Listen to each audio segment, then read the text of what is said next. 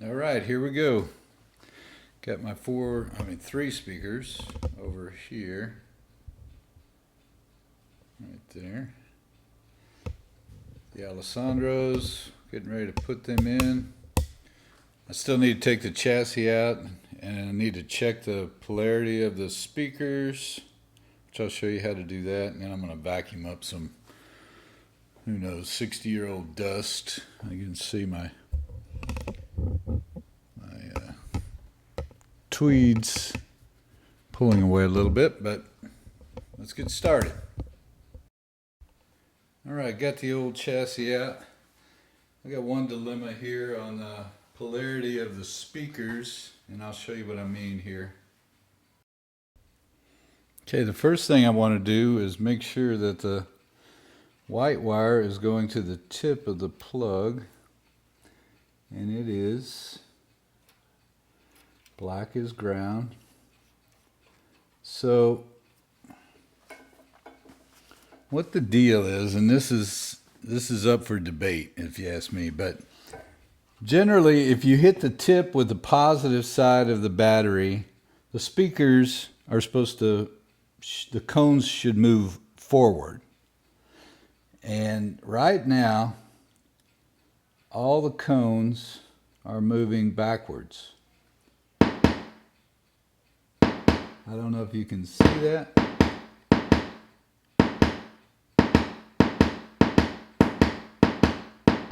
But they're all moving back. So, it really depends on what phase the signal the amp is putting out.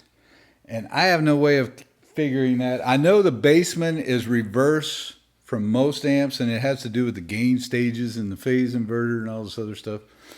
And you might be able to count it using the schematic. You know, each time it goes through here, the phase changes. So, you know, instead of the sine wave going up, it'd be going down. Then the next time, instead of going down, it'd go up. So theoretically, you're supposed to have the speakers going forward. So I'm kind of torn right now. Should I wire it like it is with them going backwards, or should I switch all the wires to make them go forward? But that's the first thing you have to do, is check and make sure that they're all going the same direction. Surprisingly, I think when somebody did a recone, they may have switched the wires, and I had one speaker go in the opposite direction, and that throws off the signal. It makes it sound like surround sound or something. You'll hear the sound coming off to the side, and you go, what is that weird sound? So that's how I noticed it, and I realized that one speaker was going the opposite direction, but I fixed that 9 years ago. I see this speaker right here was reconed 9 years ago, 2010, my speaker workshop. I'm not sure about these others, so I'm real curious to see what kind of recones I have. So these are wired in parallel. So the white wire goes to here, then this white wire goes to the positive over here, and then another white wire goes from here over to the positive here. So there's one wire going here, and one there from the same terminal. Same with the black. Okay, before you do any soldering or desoldering, I highly recommend that you take some tape, any kind of tape. This is easy. And put it across the speaker cone to keep any solder from going down.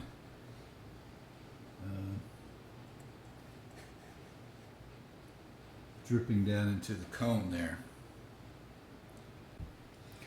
Really all I'm going to have to do is just switch these two wires. I can see I marked this positive, and you can see the ground wires going to it. So I just have to flip these. These will all stay the same, and should be good to go as far as making the speakers move forward. Shoot, you might even put more tape on there. I just had a little blob come from here over to here. So it could easily probably pop over here on both sides too. So definitely don't want to burn a hole in your cone.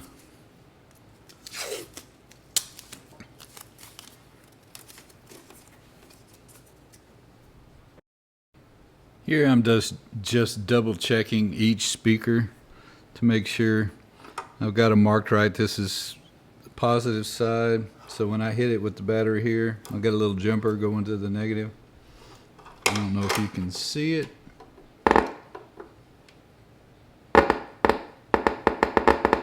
It's definitely moving forward, so that means that is correctly marked. I got the main plug off, and I can see that I've got a couple of frayed wires here, so I'm definitely going to have to cut this. I mean, these things are going to get shorter and shorter, but you want all the wires making contact. Okay, got all the wire harness off. There's actually two of these. And they're definitely going to have to be cleaned up. They have frayed wires, and it's a little bit tough trying to get all these wires in those little holes. I hope the Eminence speakers have a little bit bigger hole. I think they do. All right, I usually just use a socket, just to make sure they're a little bit over hand tight. Seem to be fairly loose, except for this one over here. I don't know. For some reason, it doesn't feel like the right size. One thing you got to be careful of is stripping these darn studs out of the baffle. I've had that happen before, and that's a nightmare. So you want to be careful with them. To actually fix it, or to even hold it so it won't spin, you have to go through the front. And I've had to take grill cloths off, and I'm not going to take this grill cloth off ever. Okay, there it is. Thin little baffle board. Now, these are the studs you want to be very careful with. As far as I know, and I think they're just screwed into the plywood, and they are very easily stripped. And surprisingly, I noticed that at least half of them were loose. At first I thought they were stripped, which makes me sick, because when you go to put your nut back on to tighten up the speaker, the stud will just spin. But thank goodness, if you just turn them counterclockwise, they'll tighten back up against the front of the baffle board. So that's good. I would just do it by hand like this. Now this is, 1959 amp. You're not going to have too many situations like this, but if you have a vintage amp, so that might even make it sound a little better. You want everything snug so you get the full tonality of the baffle board. Okay, here are the speakers that were in it, and you can see what I mean. As far as they're not all the same. Look at the voice coil caps. This is the way the original Jensens should be.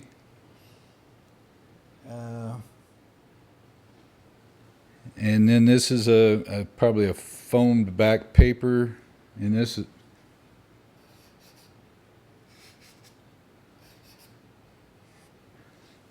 anyway. Those will all change the speaker's frequency response a little teeny bit, but enough to where maybe they're not all working perfectly together. That's why we're going to go with the new ones and see if they sound better. All right, here are the Alessandros.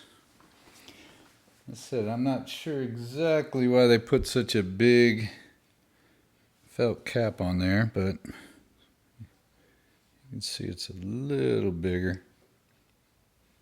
That shouldn't matter. All right, there they are. One thing you want to be very cautious about when you drop these in, make sure those studs are lined up perfectly so you don't poke a hole in the cone of your speaker. And be very careful, delicately. I always hold the bolt and then look at this one, make sure it's lined up, and then they all just drop right in there. And I also take my battery just to double check. Let's do this one. Double check to be sure it should pop forward. If you can see that. They were all correct as far as polarity goes. So, I turned this one a little bit. I could probably turn it sideways or over here. We'll have to see how long the wires are, see if they'll fit, but it doesn't make a lot of difference. You know, you might want it to look better if all the labels were horizontal. All right, I double checked these baffle bolts. They were a tad loose, but not much. I just did it by hand with one of these sockets. And the top ones over here were tight. But you just want to check everything. And the other thing, since these gaskets are new on the speakers, you might want to check them in another month or so just to be sure they're still tight. Let's say go around kind of like a tire. You know, opposite. Do them hand tight, as tight as you can get them, which isn't very tight with your little fingertips. And just keep going around, take your time, because I said the gaskets will compress just a teeny bit while you're putting them in.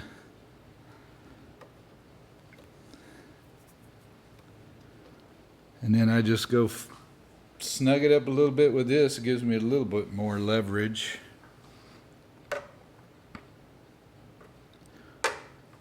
So you don't want to get too rough. You start spinning those baffle studs again.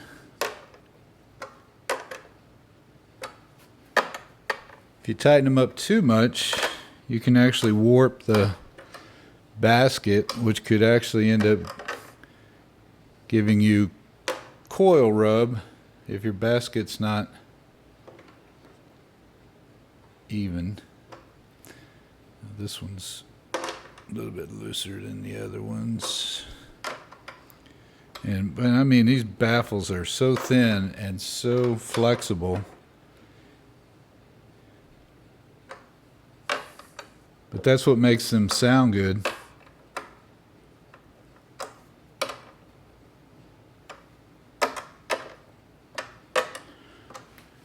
Alright, next is to wire it up. Just in case you ever end up with a vintage amp, or just FYI, these nuts are actually 11/32. I kept messing with the 3/8 and that didn't work very well. And I don't have a good socket set, but I found 11/32 and it's perfect. That's the size.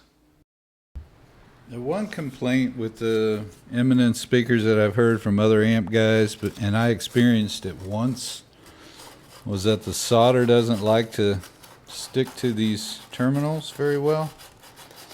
I asked them about it. They said they've never heard of that as an issue, but I just rough them up a little bit. There might be a coating of oil or something. I don't know what it is. But you definitely want to clean them. And the thing I do like right now is that I have two terminals here, so I don't have to cram all the wires into one. I can put the speaker jack cable into these, the side ones, and then the wires going to the other speakers I can put in the bottom terminal eyelets. Yeah, let's see if adding a little flux might make a difference.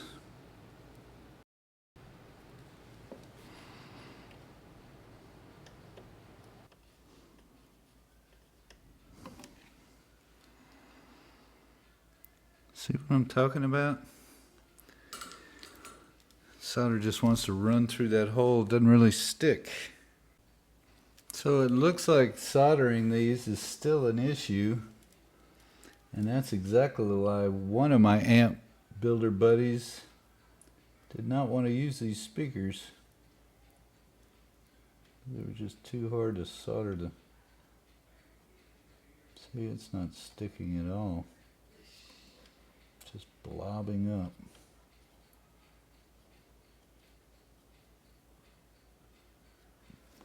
And believe me, a soldered speaker connection is way better than a spade connector, clip-on, you know. You always want to solder.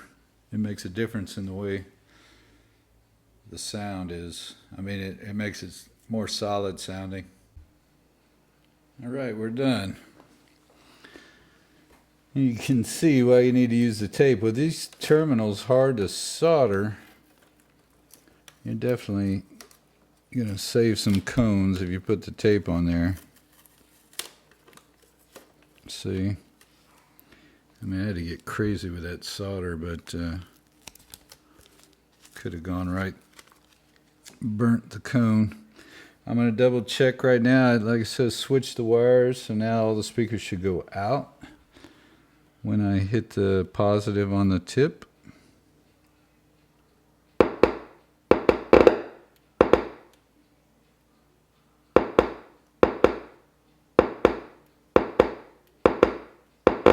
Alright, they're all working together. That's a good deal. Now we'll go hook it up, see what it sounds like. Alright, I actually changed my mind on using these extra terminals. I wanted these wires to be connected directly to the other speaker wires, so I took them out of here, and there was enough room, so, and it actually made it a little bit easier to solder because it filled up that eyelet. So that way I have a better connection than having to depend on going from here to here through this little whatever tin, or I don't know what this is made out of, but I just want the wires connected directly. Alright, one more check on the tightness here. And they're a little bit loose. Alright, there it is, finished product. I barely have enough wire here. Just stretching a little bit thin there. Got to put the back panels on, screw the cord stop back in, and we'll go test it out.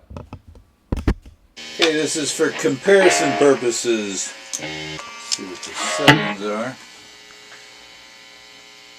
And let's get it this way.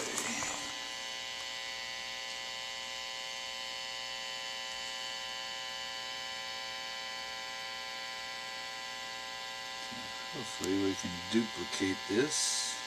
It's the neck.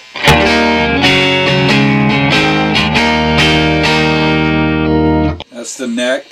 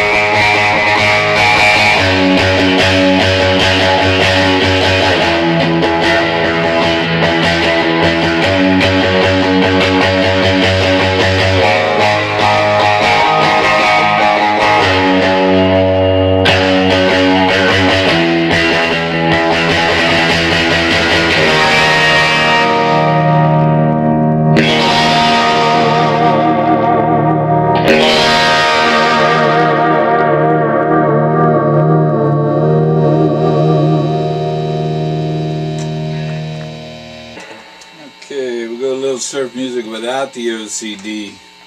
Drives it a little bit too crazy.